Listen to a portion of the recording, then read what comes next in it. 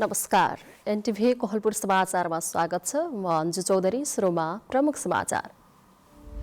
Corona खोपले देखिएको असर सामान्य भएकाले नआत्तिन चिकित्सकहरूको सुझाव। फागुन 2 गतेदेखि अर्को चरणको खोप लगाउने तयारी। कोरोना महामारीले रोकिएको लगानी सम्मेलन पूर्ववत मितिमै हुने लुम्बिनी प्रदेशको निर्णय। विकासका लागि लगानी भित्र्याउने योजना। नियन्त्रणमा आएको दावी गरिएको 2 साता पनि नबित्दै नेपालमा फेरि बर्ड फ्लू पुष्टि। सरसफाइमा विशेष ध्यान दिन विज्ञहरूको आग्रह। चीनमा बीबीसी वर्ल्ड सर्भिस टेलिभिजनको प्रसारणमा प्रतिबन्ध। झुटो र अनुचित सामग्रीहरू प्रसारण गरेको आरोप। र कर्णाली प्रदेशको स्थापना दिवसको पूर्व सन्ध्यामा मैत्रीपूर्ण फुटबल आयोजना। 3-1 को गोल अन्तरले प्रदेश सरकारले हराउँदै एन्फा विजयी।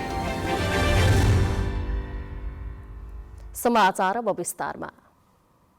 कोरोना विरुद्धको खोप लगाएकाहरूमा सामान्य असरहरू मात्र देखिएकाले नआत्तिन चिकित्सकहरूले बताएका छन्। गम्भीर समस्या देखिएका 8 जना अस्पताल भर्ना भए पनि उनीहरू डिस्चार्ज भइसकेका छन्।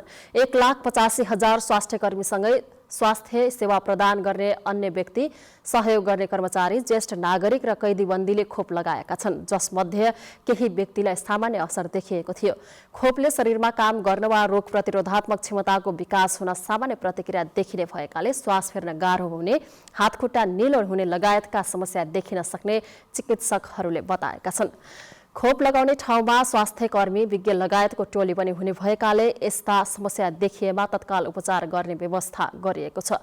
सामान्य लक्षण देखिए पनि नदेखिए पनि खोपले गर्ने असरले खासै फरक नपार्ने चिकित्सकहरूको भनाइरहेको छ। सरकारले फागुन 2 गतेदेखि पालिकाका निर्वाचित जनप्रतिनिधि, सार्वजनिक सेवा प्रवाह गर्ने कार्यालयका कर्मचारी, बैंकका कर्मचारीहरू र अन्य वित्तीय कारोबार गर्ने संस्थाका कर्मचारीहरूलाई पनि खोप दिने तयारी गरिएको छ। स्वास्थ्य, जनशक्ति र पूर्वाधारको समस्या झेल्दै आएको कर्णाली प्रदेशमा वैकल्पिक माध्यमबाट चिकित्सकीय सेवा दिन थालिएको छ। जनशक्ति अभावमा स्वास्थ्य सेवा लिनबाट वञ्चित भएका नागरिकहरूलाई लक्षित गरी प्रदेश अस्पतालबाट टेलिमेडिसिन सेवा दिन थालिएको हो। दुर्गमका स्वास्थ्य संस्थामा आउने बिरामीले केही समय यता भर्चुअल माध्यमबाट विशेषज्ञ सेवा पाउन थालेका छन्। टेलिमेडिसिन सेवा सुरु भएपछि बिरामीलाई सहज भएको र स्वास्थ्य सेवाको पहुँचमा समेत वृद्धि हुँदै गएको चिकित्सकहरूले बताएका छन्। प्रदेशमा 66% स्वास्थ्यकर्मीको दरबन्दी रिक्त रहेको छ। 133 दरबन्दी रहेकोमा अहिले 28 जना चिकित्सक मात्र कार्यरत रहेका छन्। स्वास्थ्य सेवामा पहुँच बढाउन तथा बिरामीको सहजताका लागि थालिएको अभियान टेलिमेडिसिन सेवा प्रभावकारी बन्दै गएको छ। चिकित्सक अभावमा विशेषज्ञ सेवा लिनबाट वञ्चित केही नागरिकलाई भए पनि राहत मिलेको छ। प्रदेश अस्पतालका अनुसार मुगुको मुगुम, कर्मारोङ्ग र खत्याड गाउँपालिका, जाजरकोटको जुनीचाँदे र बारेकोट गाउँपालिका, हुम्लाको सर्केगाड, अदानचुली र चङ्खेली गाउँपालिका तथा सुर्खेतको चौकोने गाउँपालिकामा टेलिमेडिसिन सेवा उपलब्ध रहेको छ। लुम्बिनी प्रदेश सरकारले आगामी चैत्र 19 र 20 गते लगानी सम्मेलन गर्ने भएको छ। प्रदेश मन्त्री परिषद बैठकले बाह्य लगानी भित्र्याउँदै विकास र समृद्धिमा अघि बढ्ने लक्ष्यसहित लगानी सम्मेलन गर्न लागेको हो। लुम्बिनी प्रदेश सरकारले आगामी चैत्र 19 र 20 गते लगानी सम्मेलन गर्ने भएको छ। मन्त्री परिषदको बैठकका निर्णयहरू सार्वजनिक गर्दै प्रदेश सरकारका प्रवक्ता एवं भौतिक पूर्वाधार विकास मन्त्री बैजनाथ चौधरीले पूर्व निर्णय बमोजिम हुन लागेको सम्मेलनको मिति बैठकबाट तोकिएको बताउनुभयो। सम्मेलनका लागि आवश्यक समन्वय गर्न उद्योग, पर्यटन, वन तथा वातावरण मन्त्री लीला गिरीलाई संयोजक तोकिएको छ। साझेकरण समितिको रूपमा चाहिँ संयोजक उद्योग, पर्यटन, वन वातावरण मन्त्रालयका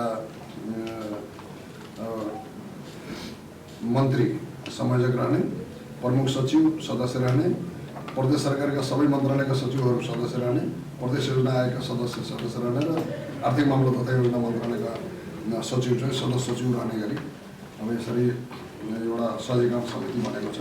मन्त्री परिषदको बैठकले स्थायी राजधानी व्यवस्थापन कार्यालयको संगठन संरचना र दरबन्दी स्वीकृत गरेको छ। बैठकले प्रदेश प्रशिक्षण प्रतिष्ठान नियमावली 2077 पनि स्वीकृत गरेको छ। बैठकले प्रदेश अनुसन्धान ब्युरो स्थापना र संरचना सम्बन्धी कानुनी व्यवस्था गर्न बनेको विधेयकको अवधारणा पत्रमा सैद्धान्तिक स्वीकृति समेत प्रदान गरेको प्रवक्ता चौधरीले बताउनुभयो। केन्द्र सञ्चालन तथा व्यवस्थापन सम्बन्धी पहिलो संशोधन यो स्वीकृत गर्ने सम्बन्धमा एउटा मापदण्ड संशोधन हामीले गरेका छन्। बैठकले कोरोनाको महामारी फेरि पनि आउन सक्ने भन्दै सञ्चालनमा रहेका कोरोना अस्पतालहरूको म्याद चैत्र मसान्तसम्म लम्ब्याएको छ। बैठकले मुख्यमन्त्री शंकर पोखरेलको राजनीतिक र जनसम्पर्क सल्लाहकार नियुक्त गरेको छ। पाल्पाका झपेन्द्र जीसीलाई प्रमुख राजनीतिक सल्लाहकार नियुक्त गरिएको र उहाँलाई राज्य मन्त्री सरहको सेवा सुविधा प्रदान गर्ने निर्णय भएको मन्त्री परिषद बैठकपछि प्रदेश सरकारका प्रवक्ता चौधरीले जानकारी दिनुभयो। रूपन्देहीबाट केशव भण्डारीका साथ पुरुषोत्तम सापकोटा, एनटिभी कोहलपुर। दैलेखमा पेट्रोलियम पदार्थ अन्वेषण गर्ने कार्यमा ढिलाइ भएको छ। भूगर्भ विभागले ड्रिल गर्ने मिति 3 पटक सारिसकेको छ। गत मङ्सिरदेखि ड्रिल सुरु गर्ने बताएको विभागले कोरोना भाइरसका कारण मङ्सिरमा सम्भव नभएको भन्दै फागुनदेखि ड्रिल गर्ने जनाएको थियो। अहिले भने आगामी तिहारपछि मात्र ड्रिल गरिने तयारी रहेको विभागका उपनिर्देशक सुधीर रजौरेले बताउनुभयो। लामो समयको बन्दाबन्दीका कारण ड्रिल उपकरण ल्याउन नसकेको र चिनिया अध्ययन टोली नेपाल आउन ढिलाइ हुँदा मिति सारिरहनु परेको छ। चैत्र दोस्रो हप्ता चीनको अध्ययन समूह ड्रिल गर्ने उपकरण सहित नेपाल आउने तयारी गरेको उपनिर्देशक रजौरेले बताउनुभयो। अध्ययन समूहले ड्रिल गर्ने स्थानको पहिचान सहितको प्रतिवेदन विभागलाई पठाइसकेको छ। विभागका अनुसार विगतका अध्ययनले दैलेखमा कच्चा तेल र ग्यास भएको पुष्टि भएको छ। सरकारले चालु आर्थिक वर्षको बजेटमा समेत अन्वेषण कार्यलाई प्राथमिकतामा राखेको छ। लुम्बिनी प्रदेशका मुख्यमन्त्री शंकर पोखरेलले सरकारले ल्याएको स्वास्थ्य बीमा कार्यक्रम सफल बनाउन स्वास्थ्य संस्था र बीमा सहजकर्ताको भूमिका महत्त्वपूर्ण हुने बताउनु भएको छ। दाङको घोराहीमा स्वास्थ्य बीमा कार्यक्रमको शुभारम्भ गर्दै मुख्यमन्त्री पोखरेलले निरोगी जनता बनाउने अभियानसँग स्वास्थ्य बीमा कार्यक्रम जोडिएको बताउनुभयो। उहाँले बीमा सहजकर्ताले सर्वसाधारण नागरिकलाई बीमा गर्दाको फाइदाबारे बुझाउन सक्नुपर्ने भन्दै बिरामी भए उपचार गर्न जाने स्वास्थ्य संस्था पनि सुदृढ हुनुपर्नेमा जोड दिनुभयो। मुख्यमन्त्री पोखरेलले प्रारम्भिक खालका बिरामीको उपचार पालिका स्तरीय अस्पतालमा हुने व्यवस्था मिलाउन पालिकाहरूलाई आग्रह समेत गर्नुभयो। तीनवटा निकाय मिलेर चाहिँ यो बीमा कार्यक्रमलाई सफल पार्ने हो भने आधारभूत स्वास्थ्य सेवा चाहिँ पालिका स्तरमा र विशेषज्ञ सेवाहरू जिल्लाभित्र यो चाहिँ निश्चित अवधिसम्म हामीले चाहिँ निर्माण गर्न सक्यौँ भने बीमा कार्यक्रम चाहिँ बढी प्रभावकारी होला भन्ने मलाई लाग्छ। त्यस अर्थमा बीमा कार्यक्रमलाई प्रभावकारी बनाउने कुरासँग स्वास्थ्य संस्थाहरूको सबलीकरणको कुरा, तिनीहरूको सेवा प्रवाह गर्ने सामर्थ्य विकसित गर्ने कुरा चाहिँ महत्त्वपूर्ण पक्ष हो भन्ने मलाई लाग्छ।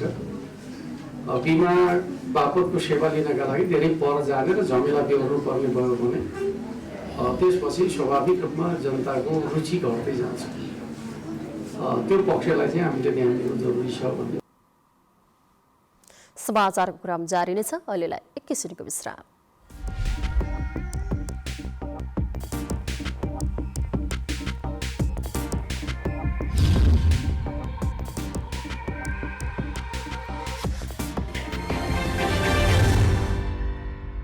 लामो समयसम्म हामी बन्दाबन्दी वा चाहिँ निषेधाज्ञा लागू गरेर चाहिँ सङ्क्रमण दरलाई नियन्त्रण गर्ने बाटोमा अगाडि बढ्न सक्ने अवस्था रहँदैन। आवश्यकता अनुसार हामी एरिया बन्दी गरेर चाहिँ ट्रेसिङको काम अगाडि बढाउनेछौँ। अन्यथा हामी आर्थिक क्रियाकलाप सँगसँगै महामारी विरुद्धको लडाईँ अगाडि बढाउनु पर्नेछ। त्यस अर्थमा सम्पूर्ण दाजुभाइ दिदीबहिनीहरूले सकेसम्म चाहिँ आवश्यकताभन्दा बढी गतिविधि मुभमेन्टहरू नगर्नका लागि म अनुरोध गर्न चाहन्छु। घर बाहिर निक्लनु पर्दाखेरि अनिवार्य रूपमा स्वास्थ्य सुरक्षा मापदण्ड प्रयोग गर्ने, मास्क लगाउने र कुनै पनि वस्तुलाई छोइसकेपछि, सार्वजनिक स्थानका वस्तुहरूलाई छोइसकेपछि सेनिटाइज गर्ने वा चाहिँ साबुन पानीले हात धुने जस्ता मापदण्डहरू प्रयोग गर्ने र एक अर्को व्यक्तिबाट चाहिँ निश्चित दूरी बनाएर चाहिँ संवाद गर्ने खालको तरिका प्रयोग गर्यो भने यो महामारी विरुद्ध हामी आफूलाई सुरक्षित गर्न सक्छौँ। त्यो दिशामा सम्पूर्ण दाजुभाइ दिदीबहिनीहरूको सहयोग हुनेछ भन्ने विश्वास र अपेक्षाका साथ म हार्दिक अनुरोध गर्न चाहन्छु। जनचेतनाका लागि लुम्बिनी प्रदेश सरकार, मुख्यमन्त्री तथा मन्त्री परिषदको कार्यालय रूपन्देही। विश्रामपछि समाचारमा पुनः स्वागत छ। अब बाँकी समाचार।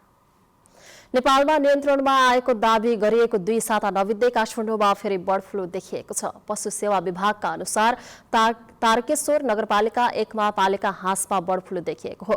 हाँसको नमुना परीक्षण गर्दा बर्ड फ्लू प्रमाणित भएको विभागले जनाएको छ। रोग अन्यत्र फैलिन नदिई तत्काल नियन्त्रणमा लिन संघ, प्रदेश तथा स्थानीय तहका पशु सेवासँग सम्बन्धित निकाय परिचालन गरिएको विभागले जनाएको छ। रोग देखिएको क्षेत्रमा रहेका सम्पूर्ण घरपालुवा पंक्षी तथा रोग सार्न सक्ने अन्य वस्तु समेत नष्ट गरिएको विभागले जनाएको छ। त्यस क्षेत्रमा रोग पूर्ण रूपमा नियन्त्रण रहे पनि निगरानीलाई निरन्तरता दिएको विभागले बताएको छ। बर्ड फ्लू मुख्यतः चराबाट बसाइसराएका क्रममा सर्ने विज्ञहरूले बताएका छन्। बर्ड फ्लूले निमोनिया, रुगाखोकी जस्तै भएकाले चिसोमा बढी असर गर्ने भएकाले सरसफाइमा विशेष ध्यान दिनुपर्ने विज्ञहरूले बताएका छन्। भारतका विभिन्न स्थानमा भयावह रहेको बर्ड फ्लूले नेपालमा पनि भित्रिएको छ। एक समय पहिले देखिएको बर्ड फ्लू नियन्त्रणमा आएको भने पनि फेरि पुष्टि भएको छ। त्यसैले आज हामीले बर्ड फ्लू नियन्त्रणका लागि कसले के गर्नुपर्ला भनेर कपिलवस्तुका नागरिकलाई सोधेका छौं। हेरौं आजको आवाजमा।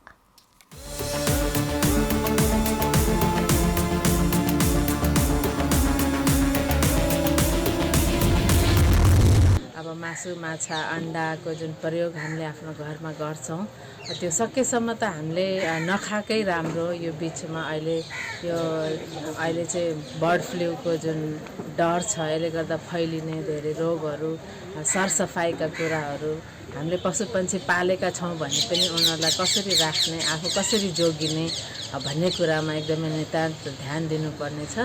र एकदम खानै पर्ने अवस्था छ भने पनि त्यसलाई राम्रोसँग पकाएर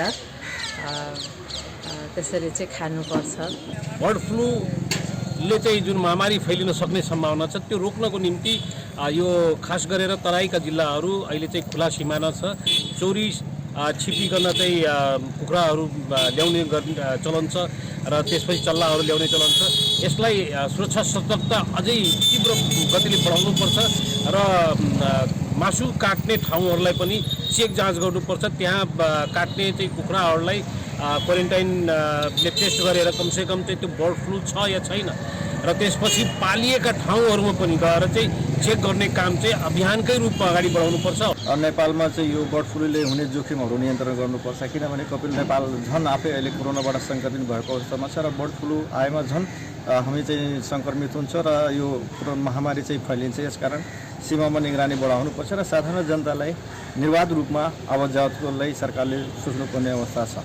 र यसलाई सामान्य सतर्कताको लागि पनि हामीले मासुजन्य पदार्थहरूसँग बढी पकाएर राम्रो सफाइसँग उमालेर खानुपर्ने व्यवस्था पनि म मांसाहारी मित्रहरूलाई हार्दिक आग्रह पनि गर्न चाहन्छु र मासुजन्य पदार्थका अन्य जीवजन्तुहरूसँग पनि केही दूरी बनाएर राख्नु, आफ्नो सरसफाइपट्टि बढी ख्याल गर्नु। यो जुन पन्छीजन्य पदार्थहरू कुखुरा लगायतको मासुहरू छ, कुखुरा हाँसको, यसको मासु सकेसम्म नखाने, खाने परेमा पनि अलि धेरै पकाएर खाने र सँगसँगै यो जुन भारतबाट यो कपिलवस्तु लगायतका जिल्लाहरूमा जुन सीमाका जिल्लाहरू छन् भारतसँग सटेका, यहाँ चाहिँ अवैध रूपमा तस्करी गरेर अथवा प्रहरीहरूको आँखा छलेर जुन मासुहरू ल्याउने, कुखुराहरू ल्याउने छ, त्यसको मासु पनि बजारमा बिक्री छ। त्यसलाई चाहिँ नियन्त्रण गर्ने र मासु चाहिँ पकाएर खायौँ भने हामी यसबाट बच्न सक्छौँ जस्तो लाग्छ। जस्तो कुखुराको मासु खाँदाखेरि चाहिँ अलिक पकाएर राम्रोसँग उमालेर बोइल गरेर मात्रै खायौँ भने अलिकति हामीलाई सतर्क रहन सकिन्छ। र कुखुराको खोरहरूमा जाँदाखेरि पनि मास्कको प्रयोग गर्ने र त्यहाँ जाने कपडाहरू चाहिँ त्यही अनुसारको लगाएर त्यही खोलेर राख्ने खालको गऱ्यौँ भने चाहिँ अलिकति भए पनि सतर्कता अप्नाउन सकिन्छ भन्ने।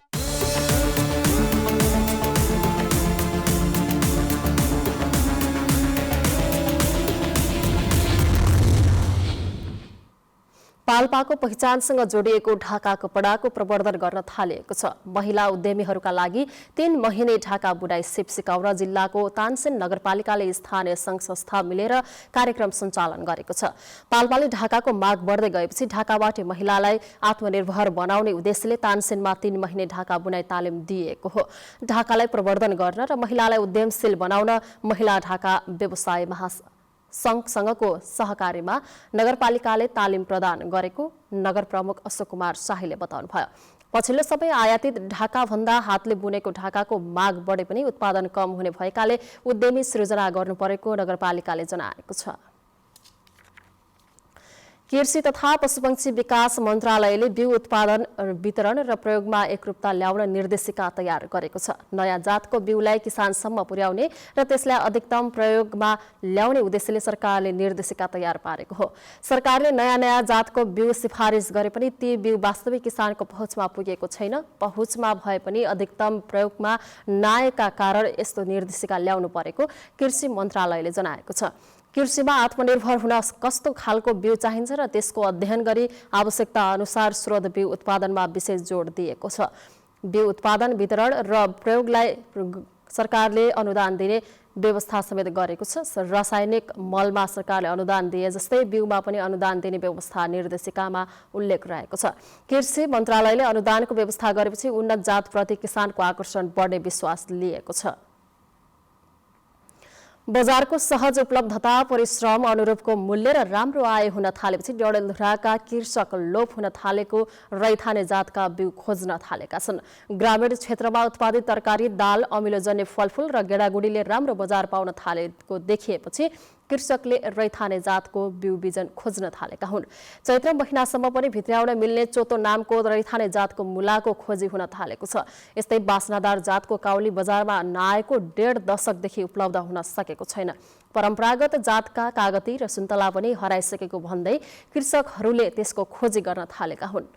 रैथाने जातको अदुवा र लसुन पनि पछिल्लो समय बजारमा पाता लिएको छ। परम्परागत जातका बिउ बिजनबाट उत्पादित वस्तुको सानो बजार भए पनि मुनाफा राम्रो हुने कृषकहरूको अनुभव रहेको छ। सीमावर्ती क्षेत्रमा नेपाली बजारलाई लक्ष्य गरी भारतीय कृषकले उत्पादन गरेको हाइब्रिड जातका उत्पादनसँग पहाडी क्षेत्रका कृषकले प्रतिस्पर्धा गर्न निकै कठिन हुन थालेको कृषकहरूले बताएका छन्। समाचारको क्रम जारी छ। अहिलेलाई एक किसिमको विश्राम।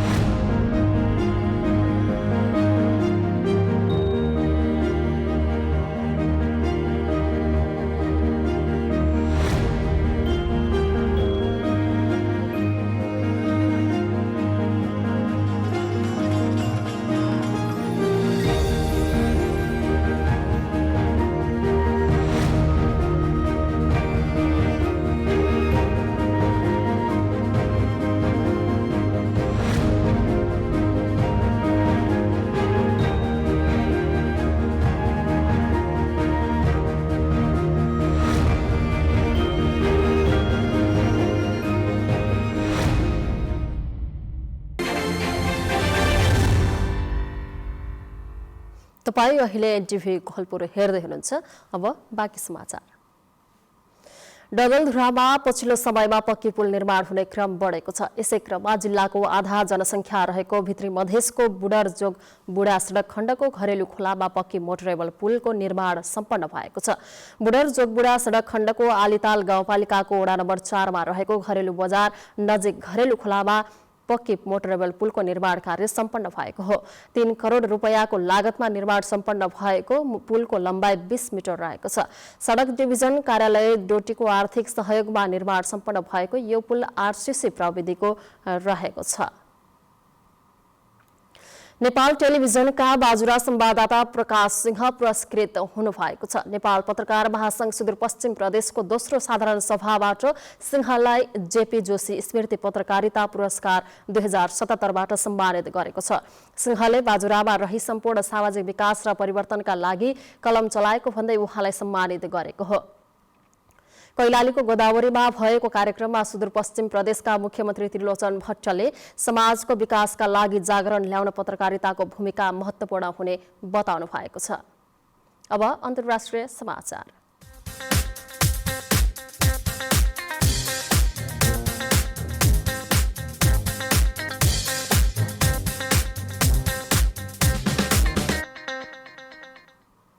चीनले बीबीसी वर्ल्ड सर्भिस टेलिभिजनको प्रसारणमा प्रतिबन्ध लगाएको छ।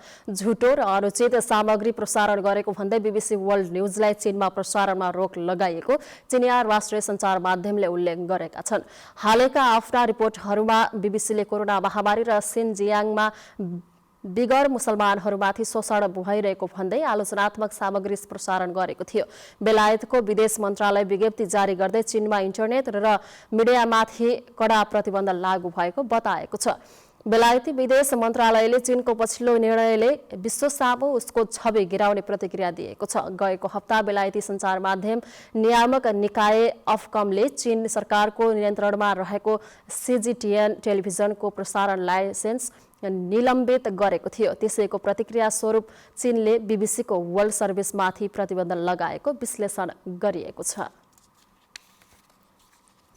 अफगान सेनाले कान्दाहार प्रान्तमा गरेको सुरक्षा कारबाहीमा तालिबान समूहका कम्तीमा 15 जना लडाकु मारिएका छन्। अफगान हवाई बलको सहयोगमा भएको यस कारबाहीको क्रममा अन्य 7 जना घाइते भएका जनाएको छ। सेनाद्वारा आज जारी विज्ञप्तिमा तालिबान लडाकु लुकेर बसेको भन्ने सूचनाका आधारमा सो कारबाही गरिएको उल्लेख गरेको छ। सेनाले कारबाही मुख्यतः कान्दाहार प्रान्तको अर्घादाब जिल्लामा केन्द्रित भएको जनाएको छ। तालिबान समूहले भने उक्त कारबाहीका बारेमा केही बताएका छैनन्। अब आर्थिक समाचार।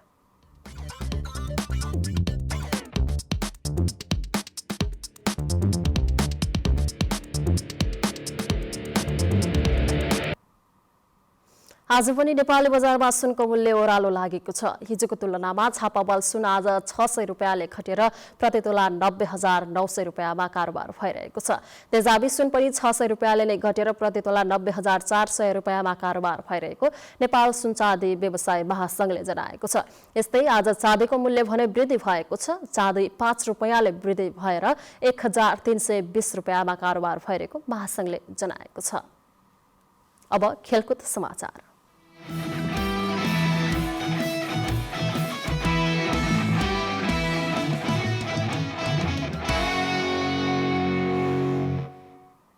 कर्णाली प्रदेश सरकार र नेपाल अखिल फुटबल संघ एन्फा बीच भएको मैत्रीपूर्ण फुटबल प्रतियोगितामा प्रदेश सरकार पराजित भएको छ।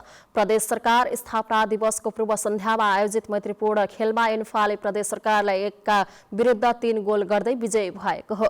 वीरेन्द्रनगरमा फुटबल रङ्गशालामा भएको प्रतियोगितामा खेल अवधिमा 1-1 गोलको बराबरीमा रोकिएको थियो। तर टाइब्रेकरमा सरकारको तर्फबाट मुख्यमन्त्री महेन्द्र बहादुर शाहीले 1 गोल गर्नुभएको थियो।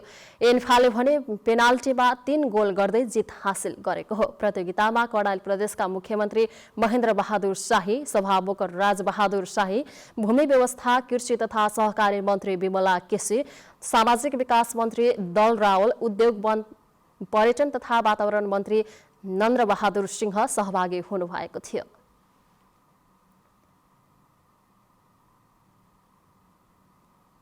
अब मौसम।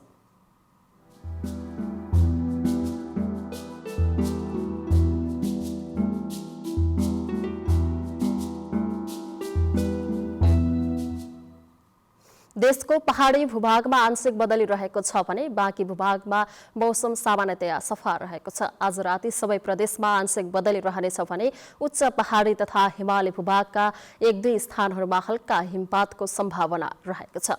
अब मौसम सम्बन्धी थप विवरण।